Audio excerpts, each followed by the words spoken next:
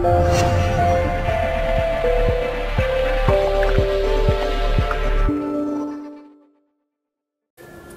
have been told in the past about good fats and bad fats, and I want to throw that on its head, and I'll tell you right now what we should actually classify as good fats and bad fats. So let's start off with the good fats. Our good fats come from animals, mostly, but we need this to be quality.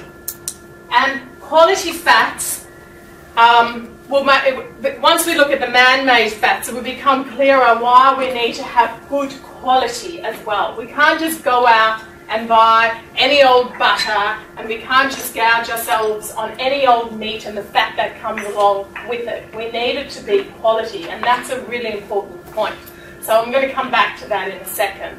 So the types of fats that we are looking at including in our diets are things like coconut oil, avocado oil and avocados, macadamia oil, those are the few oils that we add in there, and olive oil. There's also butter, and there's a whole other list that we'll go into. In a few slides' time, I'm going to hand out this little quick reference guide, and thanks to a guy by the name of Tim Noakes who put this guide together for people. It's a green list, an orange list, and a red list, and it tells you what you can eat until you're blue in the face and it won't be a problem, what you can eat but you need to be a little bit cautious, and what you should absolutely stay away from. So you don't need to be taking millions of notes of all the little things that I say. I've got that all for you. So what are we talking about then when we speak about bad fats? Bad fats are your man-made fats. We've been told to eat lots of vegetable oils. If you go and look at the recommendations from the Heart Foundation, and if you scour the aisles of your supermarkets and you look for the tick, you will find the tick on all these products, on all these man-made fat products. The worst fats out there that you can be including in your diet are your seed oils. Canola seeds, safflower, sunflower, grapeseed. People who have been on my diet before, I have included grapeseed oil on the diet because it has a very high smoke point, and therefore I've said use it for cooking because it doesn't break down. I'm taking that away. Sorry, I was wrong. Grapeseed oil needs to go. We cannot use grapeseed oil. If you want to cook with something that has a very high smoke point, cook with coconut oil. Or butter. Is that rice bread? No. So all these, there's actually not really something, there's not really anything that's actually a vegetable oil. They are seed oils. Okay, so all of these seed oils need to go. Why?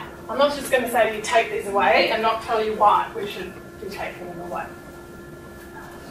Our bodies, physiologically, need to be in balance. We have this and it needs to balance that. Our hormones do that, and so should our foods, and everything needs to be in balance so that we are in balance, and that's when we are the healthiest. Okay? So there are two types of fats, polyunsaturated fats. You would have heard of the omega-3s. Your fish oil that you should be having lots of. We've been told that yes, we should.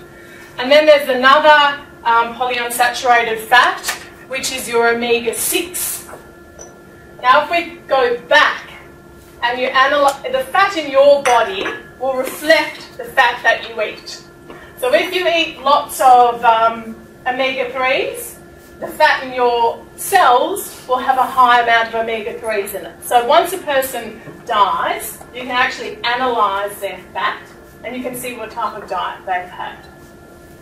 So when analysing cadavers or bodies from years and years ago, it was found that the ratio of omega-3 to omega-6s was a 1-to-1.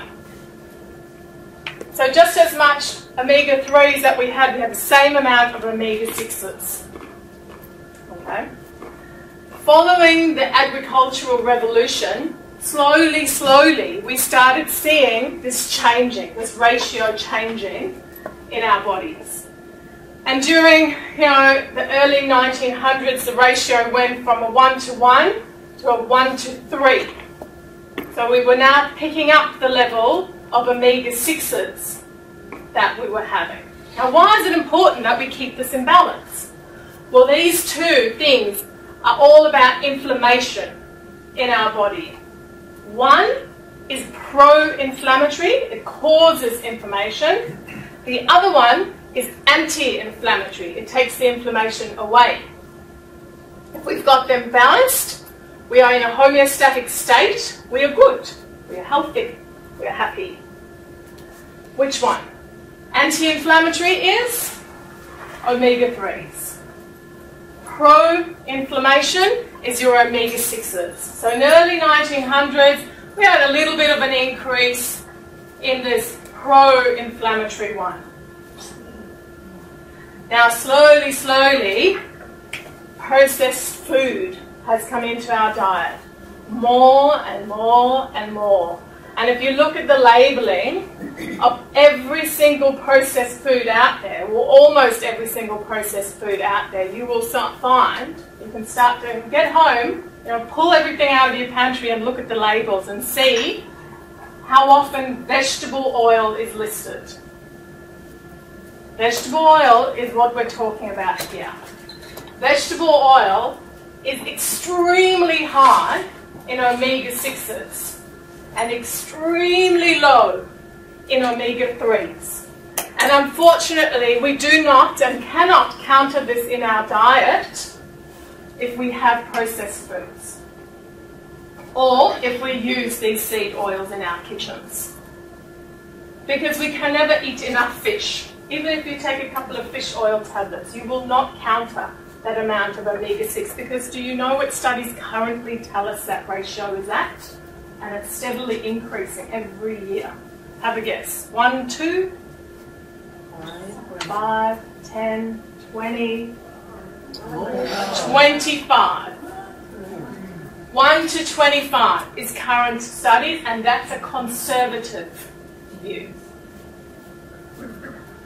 So, way too much omega-6s in our diets. If you just looked in your pantry and got rid of your canola oil and your grapeseed oil, and you went, okay, I'm all right now, but I'll continue to have the processed packaged food, it's not enough. It's impossible to not have a not good ratio if you're eating processed foods. And that's fact, that's just how it is. Really interesting study. There's, I read lots of interesting studies, but this one in particular stands out because of what happened with it. Luckily, it was funded by an independent group. It's an LA Veterans Admin Hospital study where they took two groups of people, many years ago. They took two groups of people and they left one on the standard diet of the times, which was all animal fats. And they put the other one on this new healthy heart diet with all these polyunsaturated fats. And they wanted to see what the difference was in their rates of heart disease. 8 years into the study, what did they find? They found not too much to do with heart disease, but they actually found that a huge amount of people in the heart healthy group had incidences of, what else?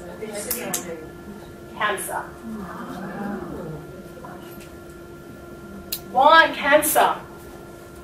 Why are these omega-6s causing cancer? Because if you look at saturated fats, they are single bonds. We're looking right down at the nitty-gritty under a microscope sort of stuff. They are single bonds in a saturated fat. That means they are very stable. You see this when you cook with them. They don't, you can cook with them at really high temperatures and they don't break down. They're still in their original form. If you looked at them under a microscope, when they were heated up or when they were cool, they would look exactly the same. Okay? But your omega-6s, or all your polyunsaturated fats, are very unstable. They are made up of double bonds. So they break up very quickly and easily. We eat fat, and the fat within our body cells then represents the fat that we've eaten. So all of a sudden, the cells in our bodies are unstable. And when something is unstable, they change. They become oxidized. They mutate, which is the underlying thing that happens to cancer when you develop cancer. A tumor cell is a mutated, unstable cell, and usually full of omega-6s. So these are the types of fats that you want to take out of your diet. Okay? We want to get rid of them as much as possible. It is very possible to do this on a low-carbohydrate, high-fat diet. Okay. If you would like more information about easy low-carb living, please go to acaciahealth.com.au/nutrition.